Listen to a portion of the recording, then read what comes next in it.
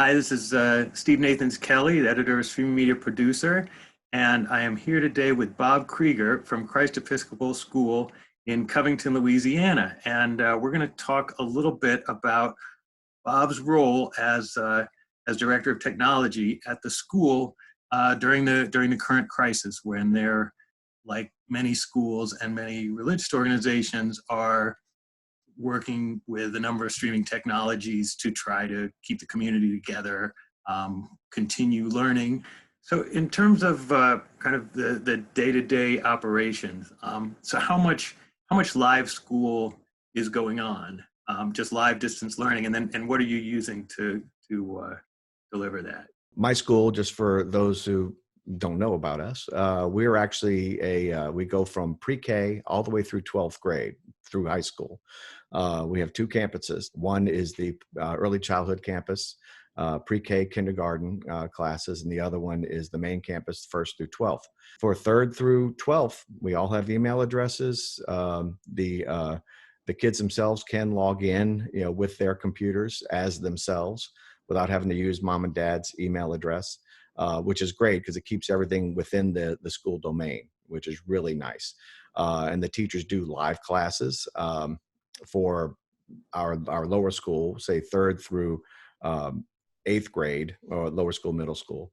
The teachers don't really have online classes every day, but they do meet with the kids online in a classroom, live video conference type situation about twice a week. And then they have office hours. For high school, we're trying to keep things a little bit more along the lines of what normal school is like.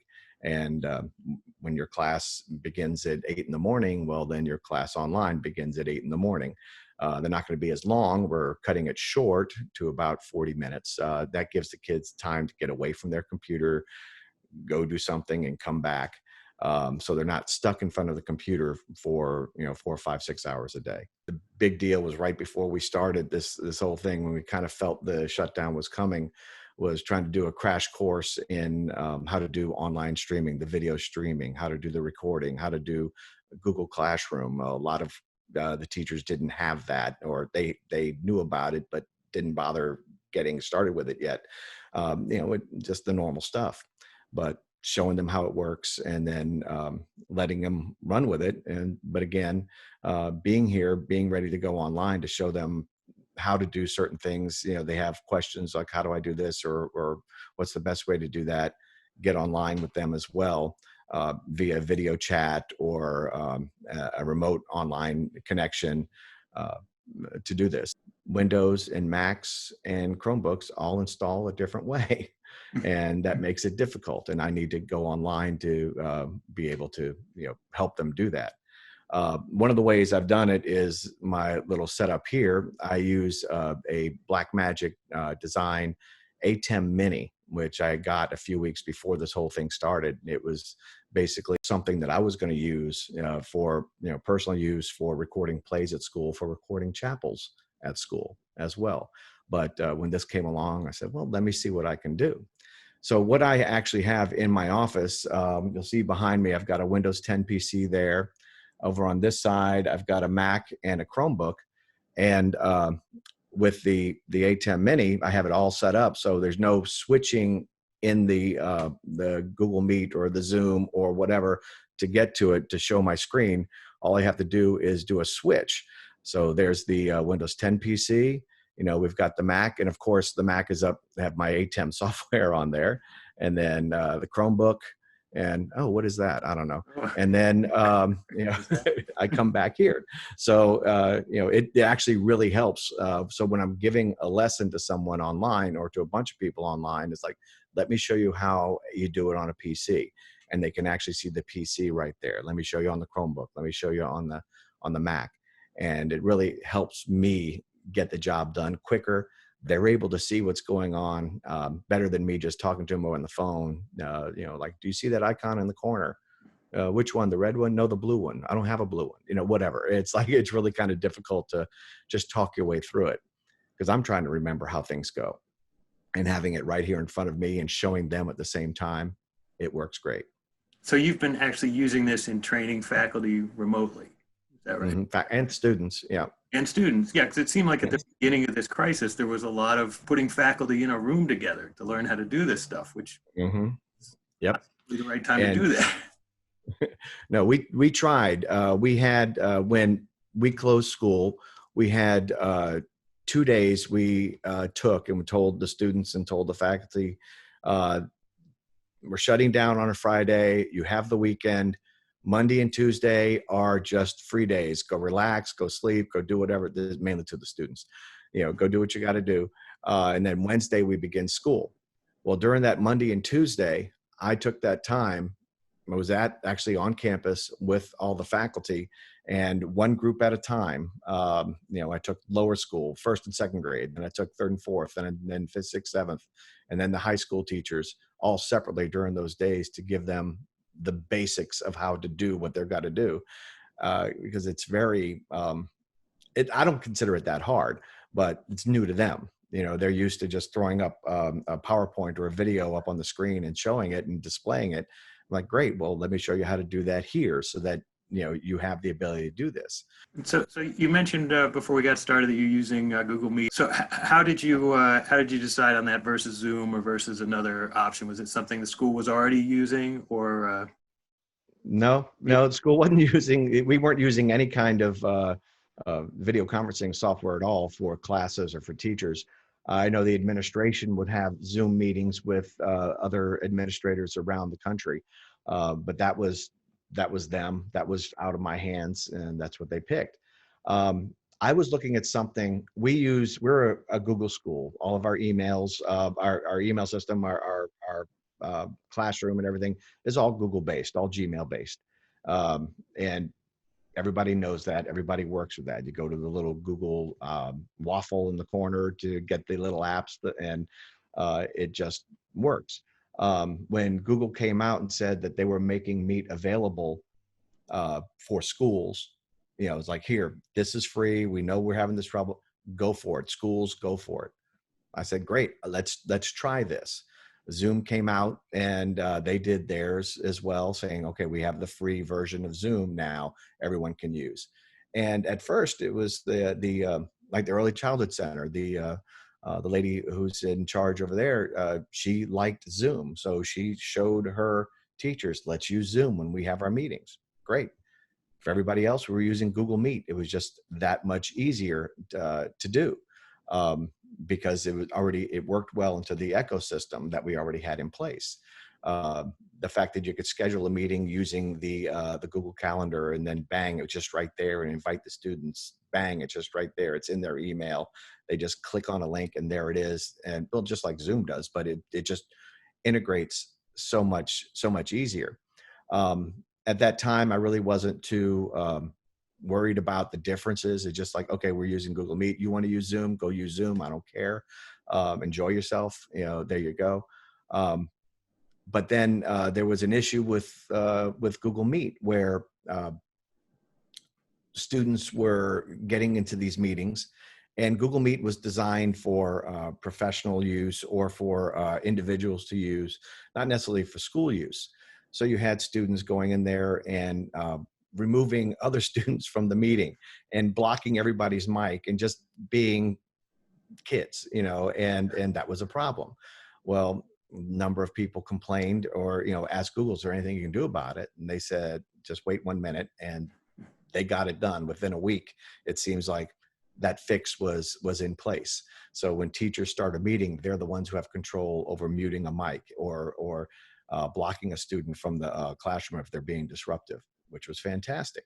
So that solved the problem. And I love the fact that Google was on the ball trying to, like, let me help. We kind of are now really concentrating on Google rather than Zoom because of some of the other issues that I'm sure other people have heard about that Zoom is having. Unwanted people, joining a meet for, without being invited, which is kind of strange. At least with Google Meet, you have to be within our Christ Episcopal School domain to join a meet, or the meeting leader has to physically allow someone to enter the meeting. We did have an issue with Meet as well, where you had only the person who was speaking was full screen.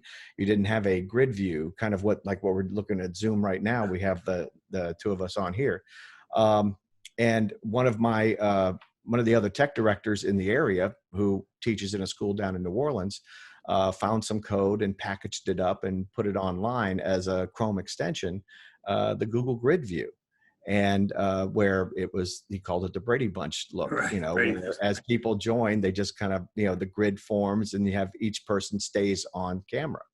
And that grew like wildfire. There was a group, Google education group on Facebook, and all of a sudden I see that posted on there, and everybody's using it, and it's like, okay, this solves a problem. So the community got together, solved the problem, which was fantastic. And Ryan he's like sitting back, like, well, I just packaged it. I just kind of put it out there. He says, yes, but it was a wonderful thing. And then he added some more functionality to it where as a speaker is speaking and on that grid, you'll see a little highlight on there.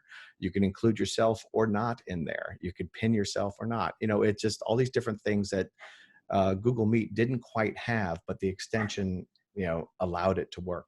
And that's one of the things I see in this whole area, with the shutdown, is that the people working together and to get these things to work, and making, making something that it really wasn't intended to do what you need it to do so that people can teach the way they need to teach.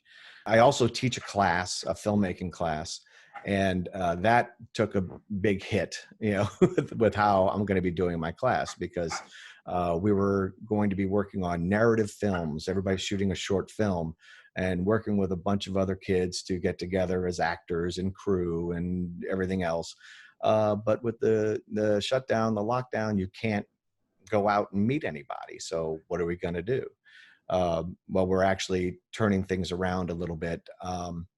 And all the kids we've decided on a concept. We're going to make one film, and everyone is broken up into groups, and those groups are going to do something along the lines of the movie Unfriended, where everything is to be done via webcam or social media, and recording that interface, recording that that interaction.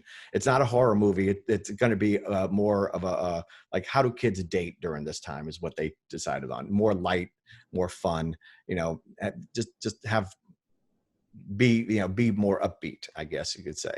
And they're actually working on recording their segments now. They all wrote their scripts again, rewrote what they had, recording their segments. We're going to put it together and edit it. I was planning on using Adobe Premiere, and everyone had a copy of it. We're going to go ahead and try to do it that way, but we're not going to do it that way right now. We want to try to collaborate on this, especially from everyone's home. So there's an online editor called WeVideo that is platform independent. Doesn't matter, Chromebook, Mac, PC, it'll work because everything's uploaded to the cloud. It's not going to be 4K. It's not going to be 1080p. It's going to be just 720, but that's fine. And this way, everyone can take a look at the different cuts, the different edits, and put it together. And then we can collaborate together on the one final film that hopefully we're going to have an online screening before the end of school. At least that's the plan. We'll see how it all works out. And this is the silver lining I was talking about. Yes, we're all stuck at home. We can't, shake each other's hands or give each other a hug, but the fact that we're learning new techniques and learning these new technologies and using them in ways they were never intended, but ways that just make us advance and help us continue advancing toward the end goal. That part is wonderful, so let's not overlook, the good that actually comes with the bad. It was like this after Katrina, when we had that lovely little storm a few years ago. People were wringing their hands and crying, and they were usually the people who weren't in New Orleans, who weren't in this area. But they wanted people in New Orleans, people in the area. We all pulled together. We helped everybody out. We did, we came together as a community and learned new ways of doing things, new ways of making things work. It's like, tighten your belt and roll up your sleeves and start throwing out the trash, and we're going to continue. And that's what I see this, crisis happening right now around here, at least in the education community. People, tightening their belts, rolling up their sleeves, and digging into the work and doing what needs to be done with a smile on their face, because it's not like we have to use chalkboard and chalk anymore. We have these technologies. The internet works. This stuff works. Let's use it, and let's use it to the best of our ability. And people are doing things with it that I, never thought was possible. Thanks so much, Bob, and keep doing what you're doing. I'm trying. Okay. All Well, right. thank you for having me. I appreciate it.